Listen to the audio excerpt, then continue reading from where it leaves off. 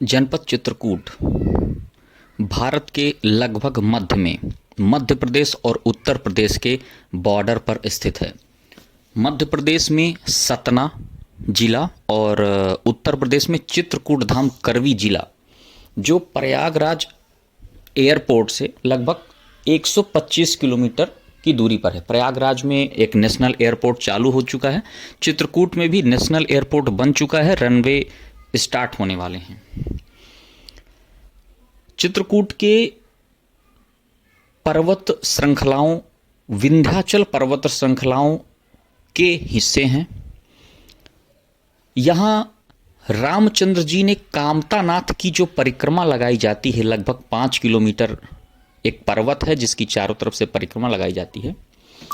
वहाँ से अनेक धाराएं पहले बहती थीं, अभी भी हनुमान धारा और अनेक और भी धाराएं हैं जो अभी भी पर्वतों से बह रही हैं।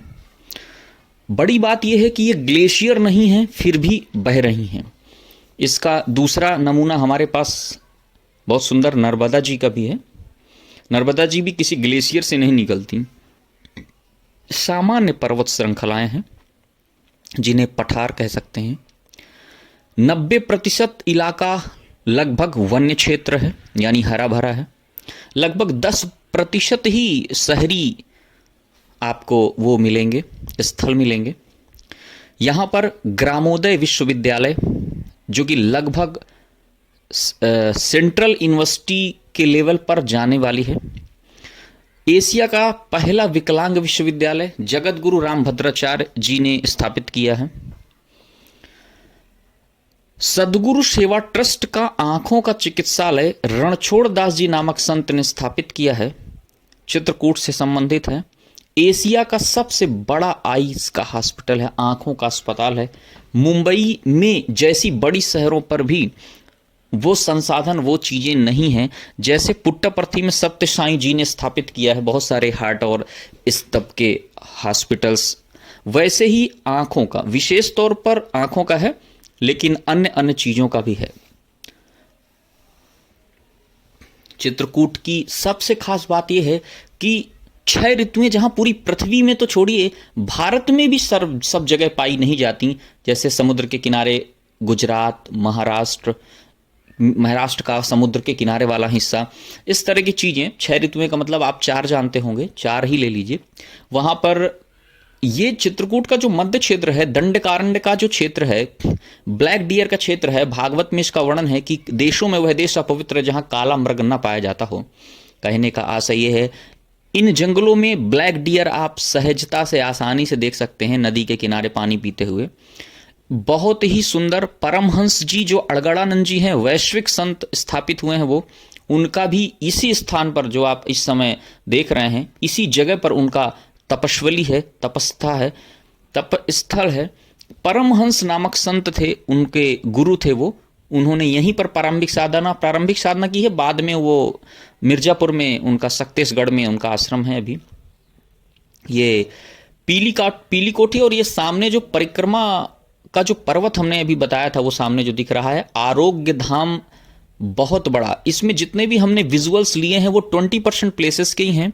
लगभग 80% प्लेसेस के विस्तार वाले वीडियोस हम कभी कुछ दिनों बाद जब बनाएंगे तो इस वीडियो के डिस्क्रिप्शन में उसका लिंक डाल देंगे। जिन लोगों को डिटेल में चित्रकूट की एक एक चीज़ देखनी होगी वो उस वीडियो को देख सकते हैं।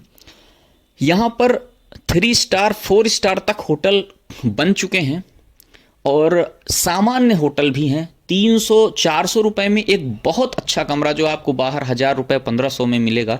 मतलब 30 से 40 हजार लोग अगर एक साथ यहाँ पर कोई आयोजन करना चाहें, प्रोग्राम करना चाहें, तो बहुत सारे ऐसे हाल, बहुत सारी चीज़ें, बहुत सारे होटल्स यहाँ पर हमेशा आपको अवेलेबिलिटी मिल जाती है।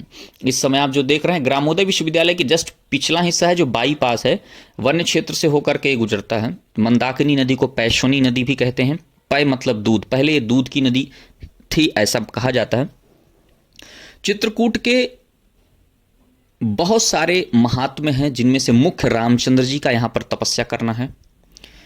मैंने बताया 6 ऋतुओं का, तो 6 ऋतुओं के प्रभाव स्वरूप यह पृथ्वी का मात्र एक ऐसा स्थल है जहां पर 6 नवग्रह 9 प्लैनेटरीज और 27 नक्षत्रों के वृक्ष नदी के किनारे ऑटोमेटिक उगे हुए हैं, जो कि आपको और कहीं नहीं मिलेंगे। मतलब भारत में लगभग इस क्षेत्र के आसपास लगभग 300 मील के बाद आपको ये सारे ग्रही वृक्ष धीरे धीरे अपना पूर्ण प्रभाव खोते जाते हैं। जैसे हमें बाहर बहुत सारे ग्रही वृक्ष मिल जाते हैं, लेकिन अर्जुन का पेड़ हमें नहीं मिलता। इस प्रकार से जड़ी बूटियों के दृष्टिकोण से यहां के जो वन्य क्षेत्र हैं वो विश्व में अनूठे हैं, मतलब विश्व में अनूठे हैं। और साधना के लिए चूंकि सत्व, रज और तम ये तीनों गुणों को बैलेंस करना ये होता है, जरूरी होता है। ये एक ऐसा स्थल है जहां पर ऐसा वातावरण ऑटोमेटिक है जहां पर सत्व, रज और तम तीनों गुणों को बैलेंस किया जा सकता है, क्योंकि यहां ग्रहीय रूप से ऐसा बैलेंस है।